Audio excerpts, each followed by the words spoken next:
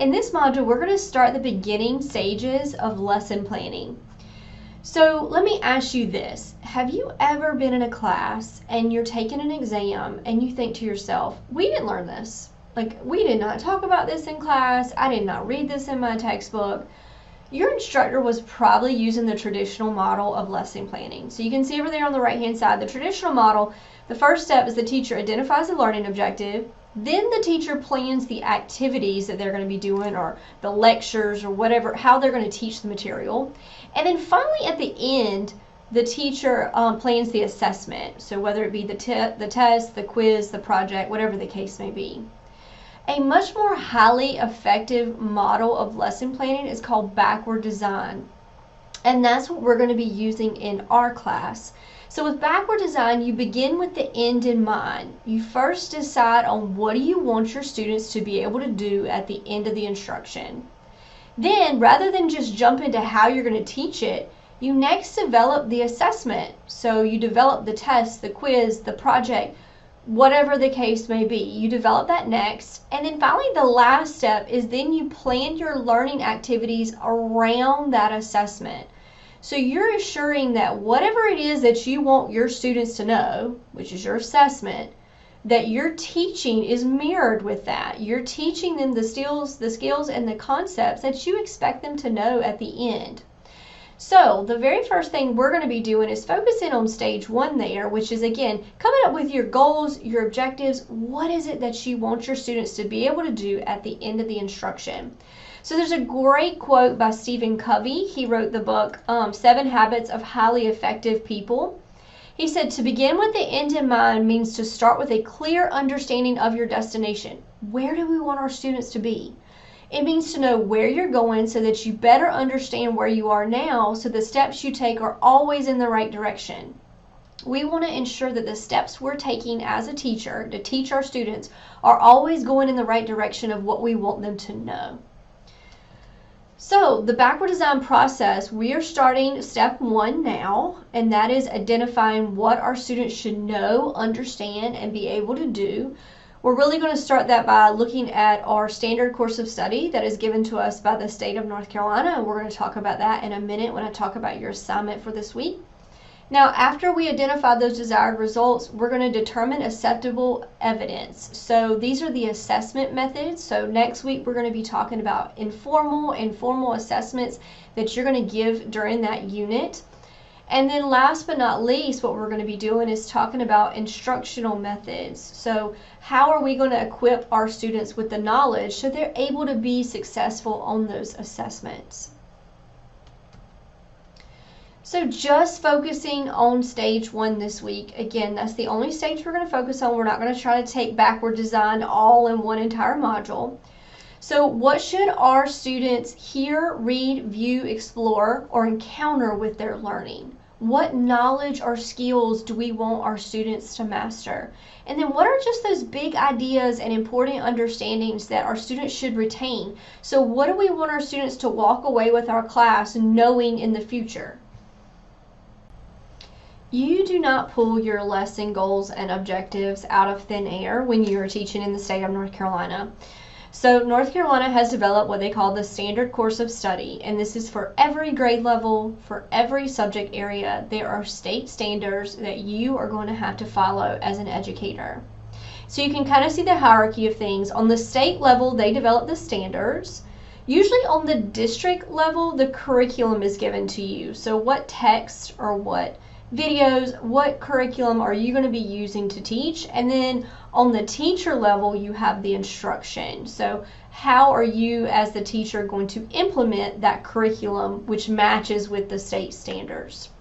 So with that being said, let's take a look at the assignments that you're going to complete this week. So you have 2 assignments for this week. You have a standard course of study assignment, and then you have a backward design stage 1 worksheet that you're going to complete. The very first thing you're going to need to do for these assignments is to pull your standard course of study. So this link here is where you're going to need to go. It says search engine, and it's going to bring you to this page.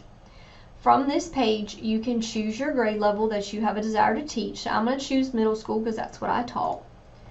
And then for document type, you are going to pull two documents. You're going to pull the standards document, and then you're going to pull the unpacking document. So I'm going to show you the standards document first. So when you hit apply here, it's going to pull all the middle grade standards document. I'm going to show you the K-8 math standards here.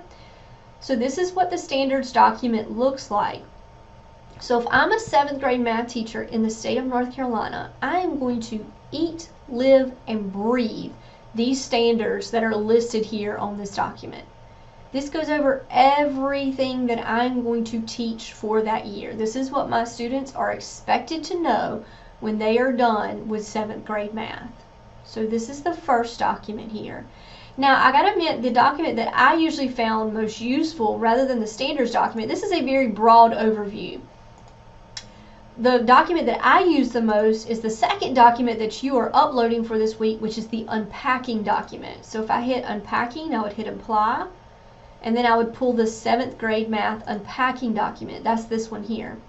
The unpacking document you're going to see in a second goes a lot further in detail about each one of those standards. So here's just the very first standard for 7th grade math, but you see what the unpacking document gives you. It gives you a lot of clarification there in terms of what students are expected to know. And then I love over here on the right hand side, it gives you some example problems. So based upon this standard, what are some types of problems that students are going to be expected to be able to answer? And so that's going to do that for every single standard for 7th grade math. Now, if you are planning to be an elementary school teacher, I will show you for your standards here. It breaks it apart by subject area. I am not asking you to upload math, science, social studies, and language arts.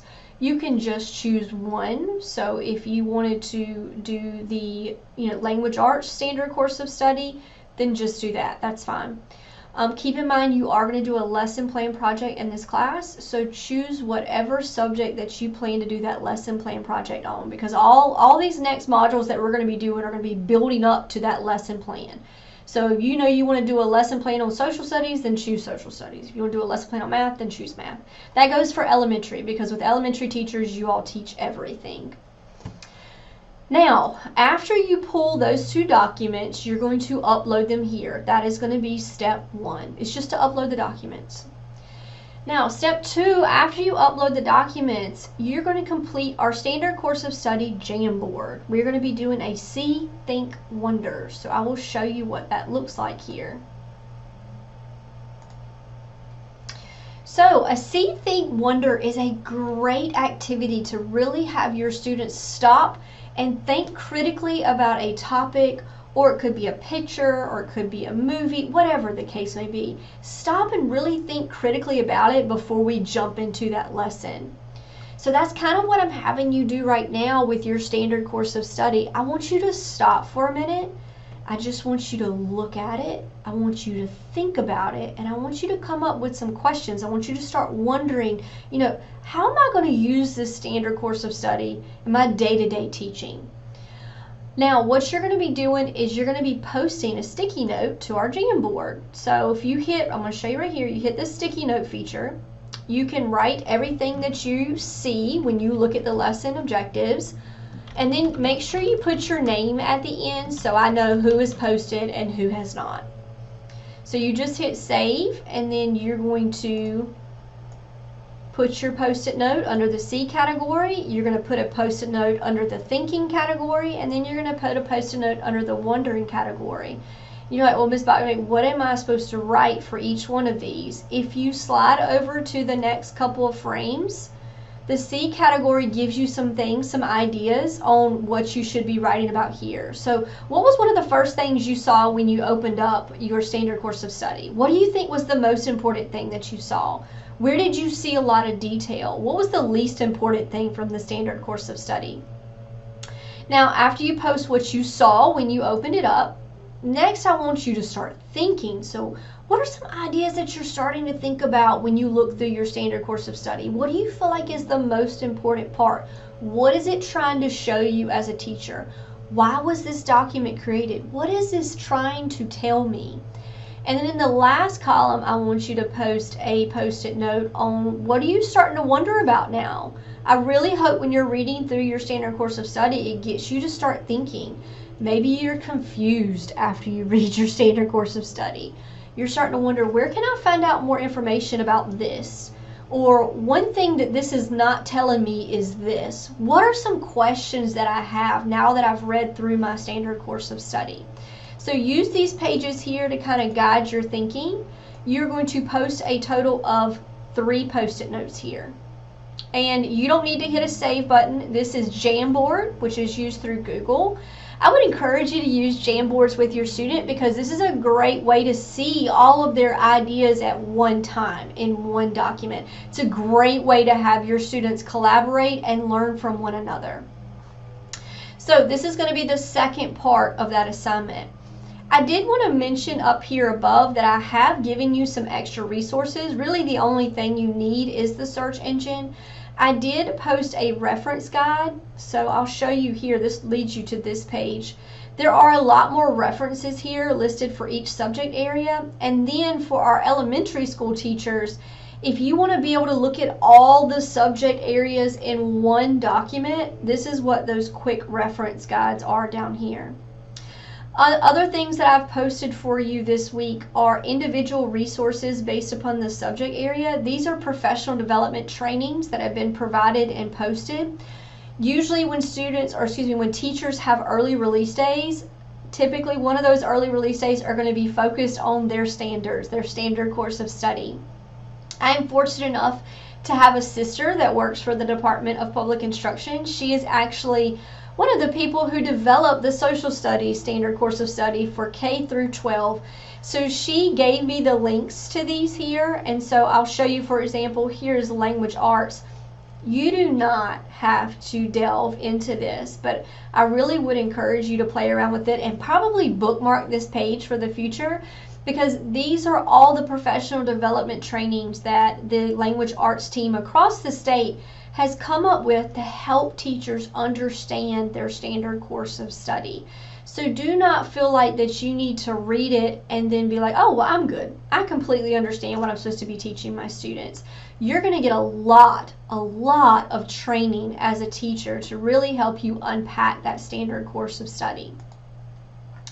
So your first assignment, again, upload your standards, upload your unpacking document, and then post your 3 Post-it notes to our Jamboard. Your second assignment is an assignment that's really going to get you started on stage 1 of backward design. So this is really getting into some lesson planning. So this is the first stages of lesson planning. I have posted a blank template that you're going to fill out. I have posted a template with some more explanation on what you're supposed to be putting in the template. And then I have also posted an example that I filled out based upon one of the standards for 7th grade math. So I want you to choose one standard. So if I go back here, this would be one standard right here for 7th grade math. You can choose whichever standard that you would like. And we're going to start that beginning stages of planning for that standard. So I'll show you the blank template here. You are going to put your standard over here on the left-hand side, so you can just copy and paste it. I'm going to enable editing here. You can copy and paste your standard, and then we're going to start unpacking what our desired results are going to be. So students will be able to independently use their learning to do what? How do we want our students to be able to apply this standard in the real world or to their future?